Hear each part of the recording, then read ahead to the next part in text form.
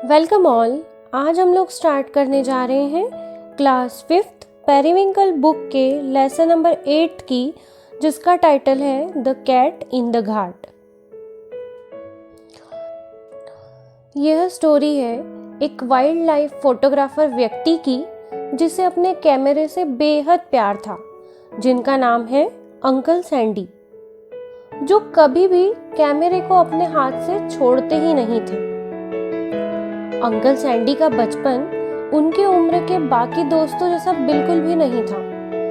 उन्होंने कभी अपने मित्रों के जैसे फैंसी टॉयज के सपने नहीं देखे। वे हमेशा ऐसी पुस्तकों में खोए रहते थे जो जादुई जानवरों के बारे में होती थी। यहाँ तक कि कक्षा में भी उनका ध्यान कहीं और ही लगा रहता था और वो अपनी टीचर्स की सिखाई बातों को सुनते ही नहीं थे।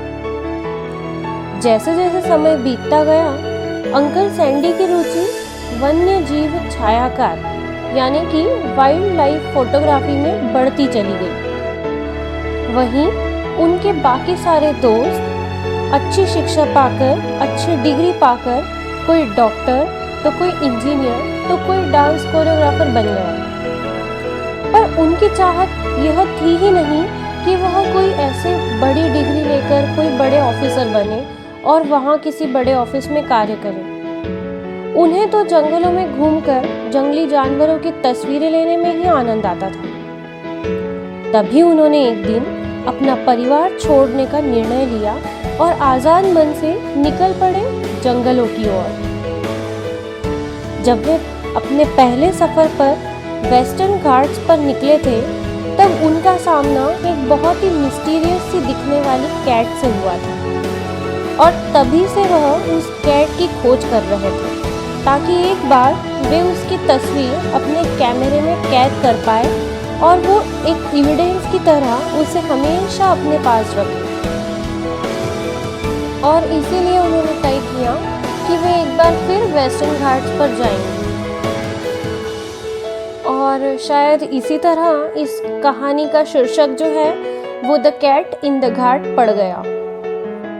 उनका प्लान कुछ ऐसा था कि वे रास्ते में मिलने वाले सभी जानवरों से बात करते हुए जाएंगे, जिससे उन्हें उस कैट को ढूंढने में आसानी हो और उन्हें कुछ क्लूज भी मिल पाए।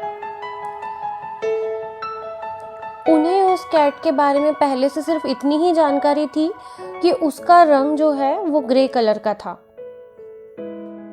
उन्होंने अपने सफर की शुरुआत फुट हिल्स के साथ की। जब वह सफर पर निकले तो समर की बहुत ही कड़क धूप उनके सर पर थी और इसीलिए उन्होंने अपने सिर पर हैट पहन ली। जब उन्होंने अपना सफर शुरू किया तो सबसे पहले उनके मन में एक ख्याल आया कि उन्हें वाटर होल्स को यानी कि तालाब खोजना चाहिए, क्योंकि इतनी गर्मी में एक वही जगह है जहां सारे जानवर मिल सकते हैं, क्योंकि वह अपनी प्यास बुझाने वहीं आते होंगे। और पता है उन्हें वहां कौन मिला? स्वयं जंगलों का राजा शेर। तभी उन्होंने टाइगर से कहा, ओ महान शेर, क्या तुम मेरी मदद कर सकते हो? क्या तुम मुझे ये बताओगे कि तुमने एक बड़ी सी लंबी सी दिखने वाली कैट को यहाँ देखा है, जिसका रंग बिल्कुल मेरी हैट की तरह ग्रे है? ऐसा लग रहा था मानो टाइगर को सब कुछ समझ में आ रहा हो और वो अंकल सैंडी से अपनी बहुत सारी बातें कहना चाहता हो। तभी उसने जोरों से दहाड़ते हुए दूसरी तरफ देखा और अंकल सैंडी को उस तरफ जाने का इशारा किया। वह अंकल सैंडी को कैट के उस तरफ होने का इशारा दे रहा था।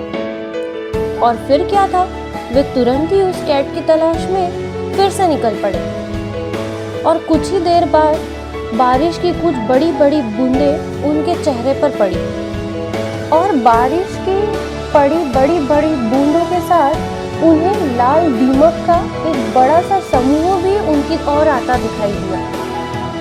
ऐसा लग रहा था मानो चींटियों ने उन्हें परेशान किया हुआ था। सामान्यतः पश्चिमी पर्वतों पर गिरने वाली बारिश झरनों के समान बहकर पर्वतों से नीचे आ जाती है और फिर ये घाट से नीचे आता पानी नदियों का रूप ले लेता है और इसी तरह यह पानी सभी को पीने के काम में आता है। इससे आप ये समझ ही गए होंगे कि हमारे पीने का पानी का स्रोत ये पर्वत ही होते हैं। तो अगर हमें अपने पीने के पानी का बचाव करना है तो हमें इन पर्वतों की रक्षा करनी होगी और ये हमारा सबसे बड़ा कर्तव्य भी है, नहीं तो हम खुद ही शुद्ध पीने के पानी को एक दिन खो देंगे जो प्रकृति ने हमें जीवन देने के लिए उपलब्ध करवाया है। हमारा दायित्व बनता है कि हम इसकी रक्षा करें ताकि हमारे आने वाली पीढ़ियां इसे इसी रूप में पा सके। चलिए अब बात करते हैं फिर से अंकल सैंडी के बारे में। जब अंकल सैंडी आगे बढ़े तो वे बड़े ही खुश हो गए क्योंकि उन्हें सामने ही हाथियों का एक परिवार तालाब में मस्ती करता खेलता दिखाई दिया, जो बड़े ही आनंद में अपनी सूंड से पानी उड़ाता और खुद पर बौछार करता दिखा। कभी वो घास में खेलता और अपने पैरों से किक करता, तो कभी अपनी ताकत का प्रदर्शन करता।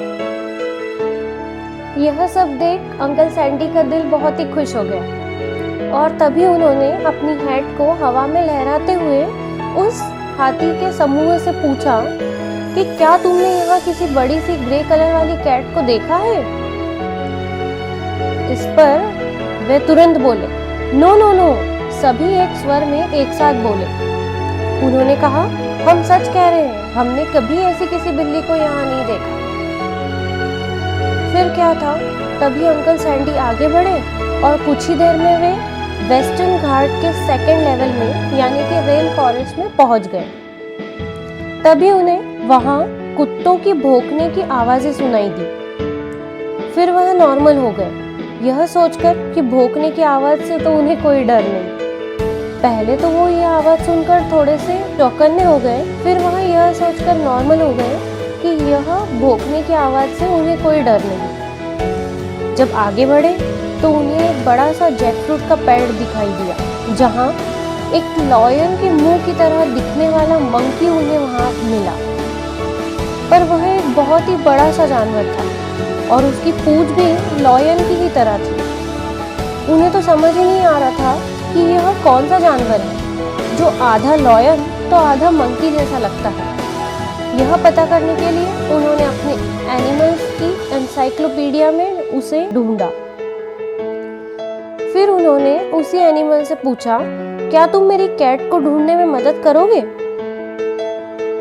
मंकी ने अपना खाना जैकफ्रूट खाते हुए सहमति जताई और उसने बताया, यहाँ से सीधे चले जाना जहाँ तक कि ये लंबे हरे पेड़ तुम्हें लेकर जाए और सीधे वहां जाकर रुकना जहाँ तुम्हें एक बड़ा सा मधुमक्खी का छत्ता नजर आए।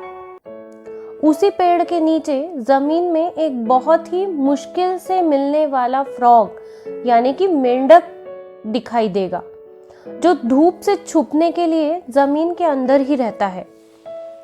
उसने आगे बताया कि वह बहुत ही चतुर मेंढक है और जिसे जंगल के अंदर और बाहर की सभी जानकारियां बहुत ही अच्छे से रहती है। अब अंकल सैंडी की उत्सुकता और भी बढ़ने लगी और वे इतने जल्दी में थे कि ये सारी बातें सुनकर वे झट से मंकी को बिना थैंक यू बोले ही उस फ्रॉग की तलाश में निकल पड़े। वह लेफ्ट राइट मार्च करते हुए घने हरे पेड़ों के नीचे से चलते ही चले गए। तभी उन्हें एक बड़ा सा लंबा सा पेड़ दिखाई दिया जिस पर एक बड़ा सा मधुमक्खियों का छत्ता था। वे जल्दी से उस पेड़ के पास पहुंचे और फ्रॉग से कैट के बारे में जानने लगे और उन्होंने तो फ्रॉग को लालच देते हुए यह भी कह दिया वे उस फ्रॉग को एक आयरिश फ्लावर भेंट करेंगे और चूंकि वो ये प्रॉमिस भी कर चुके थे तो अब उन्हें ऐसा करना ही था। यह फ्रॉग सामान्य फ्रॉग से काफी अलग दिखाई दे रहा था। इसका रंग पर्पल था जो भारत में पाया जाने वाला एकमात्र अपने जैसा अनोखा एक जानवर है जिसे नासिक बैट्रिकस नाम से जाना जाता है। अंकल सैंडी तो इस फ्रॉक को देखकर बहुत ही शॉक्ड थे। उन्हें तो यकीन ही नहीं हो रहा था, क्योंकि उन्होंने इस तरीके का फ्रॉक पहली बार देखा था। उस फ्रॉक के द्वारा अंकल सैंडी को बताया गया कि वह एक ट्राइब्समैन को मिला था, जो उन्हें उस मिस्टीरियस कैट तक पहुंचा सकता है। फ्रॉग ने अंकल सैंडी को उस ट्राइब्समैन तक पहुंचने का रास्ता बताया, और फिर अंकल सैंडी ने अपना सिर हिलाया और वहां से आगे की ओर निकल पड़े। अब जैसे ही वो घने जंगल में आगे बढ़ते जा रहे थे, उन्होंने देखा कि पेड़ धीरे धीरे कम होते जा रहे थे, क्योंकि लोगों द्वारा उन पेड़ों को काटा जा रहा था। और ऐसा कर लोग मुक्त पशुओं के रहने की जगह भी छीन लेते हैं, क्योंकि पेड़ों में ही उनका आसरा होता है, जैसे हमारा आसरा हमारे घर में होता है। यह देखकर उनका मन बहुत ही दुखी हो गया और वे भगवान से इन जंगलों और मुक्त प्राणियों के लिए और पेड़ों की रक्षा के लिए प्रार्थना करते हैं। फिर वह बढ़ते हैं आगे पहाड़ियों की ओर, और पहाड़ियों की खूबसूरती देख दंग रह जाते हैं।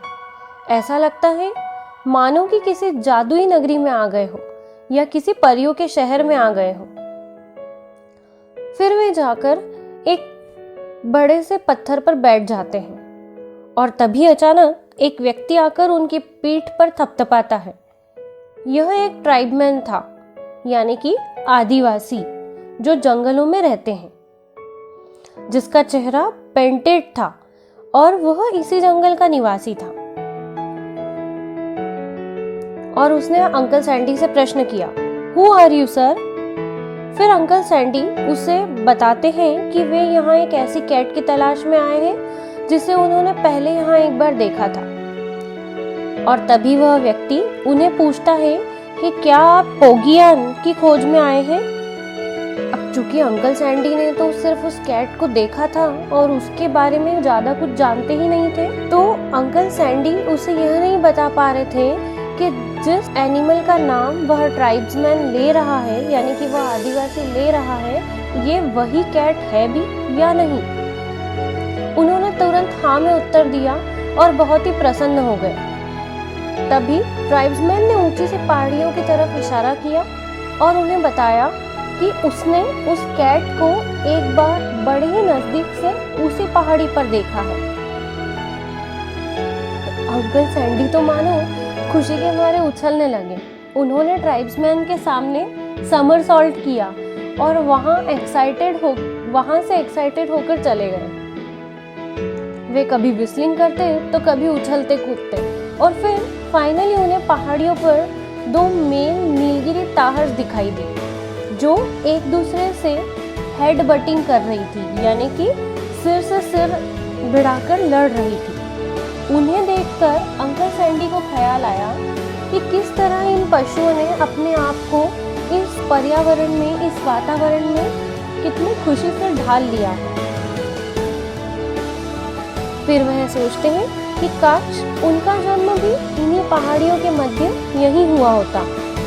अब अंकल सैंडी को यह यकीन हो गया था कि जरूर उनकी कैट की तलाश यहीं समाप्त होने वाली है, और तभी उन्होंने निर्णय किया कि वे आज रात यहाँ हर जगह कैमरा ट्रैप्स लगाकर सोएंगे, और उसके बाद वो एक गुड नाइट स्लीप लेने चले जाते हैं खुले आसमान में, सितारों के नीचे। जैसे ही सुबह हुई, उन्होंने सबसे पहले उठ करके अपना कैमरा चेक किया। जब उन्होंने अपना कैमरा चेक किया तो उस कैमरे के अंदर उस बिल्ली की इमेजेस कैद हो चुकी थी। वो खुशी के मारे बहुत ही उछल पड़े। Yes yes yes, there were the images of his cat, the cat in the ghat. और वो उस कैमरे में कैट को देखकर कहने लगे कि ये तो बिल्कुल उसी तरह दिखाई दे रही है जिस तरह 10 साल पहले उन्होंने उस कैट को देखा था। वो तो बहुत ही खुश हो गए। और तभी अचानक से उन्हें एहसास हुआ कि एक सांप उनके ऊपर पैरों से क्रॉलिंग करता हुआ ऊपर की ओर बढ़ रहा है। और तभी सडनली उनकी नींद खुली और तब उन्होंने रियलाइज किया कि ये तो एक सपना था। और तभी वह भगवान से प्रार्थना करने लगे कि काश उनका ये जो सपना है वो सच में साकार हो जाए और जल्दी ही वो उस ग्रे कलर की कैट को ढूंढ पाए। और क्या आप भी यही विश करते हैं कि अंकल सैंडी को उनकी कैट जल्दी से मिल जानी चाहिए? मैं आशा करती हूँ आपको ये कहानी बहुत ही पसंद आई होगी। इस कहानी की लेखिका है अंबिका राव। यहाँ हमारा ये लेसन फिनिश होता है। अगर आपको ये कहानी अच्छी लगी हो तो इस वीडियो को ज़रूर लाइक करें, और अगर अभी तक आपने मेरे चैनल को सब्सक्राइब नहीं किया है तो इस चैनल को सब्सक्राइब करें ताकि आने वाले अगले वीडियोस के नोटिफिकेशंस आप तक मिलते रहें। Thank you.